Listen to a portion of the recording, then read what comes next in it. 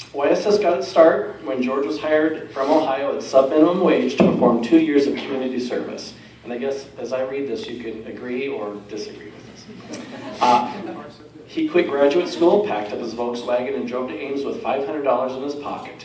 And this was in 1971. His first act was to persuade the Ames YMCA board to fund a drop-in center as a welcoming place for young people free of alcohol and drugs. Next, he proposed an emergency shelter where troubled youth and parents could find support and counseling, with him as director. George founded Iowa's first youth shelter a year later in 1972.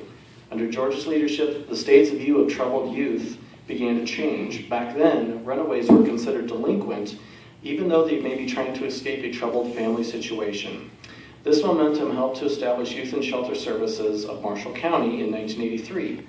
38 years after the birth of YSS, George is still finding creative ways to find and meet the needs of young people in Iowa and changing the ways that communities and agencies provide child welfare services.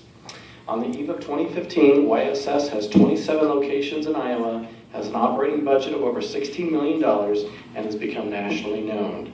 I ask that everyone here gathered this evening acknowledge your contributions to the welfare of children across the state and wish you a well-earned retirement.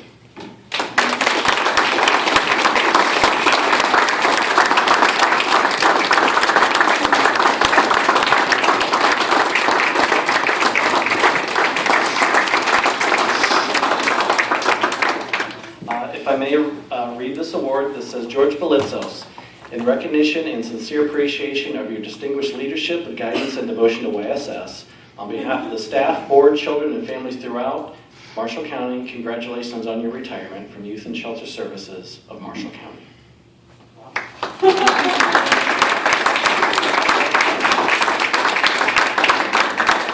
I'm going to turn it over to George for just maybe some final words of wisdom. And again, thank you for your leadership all these many years.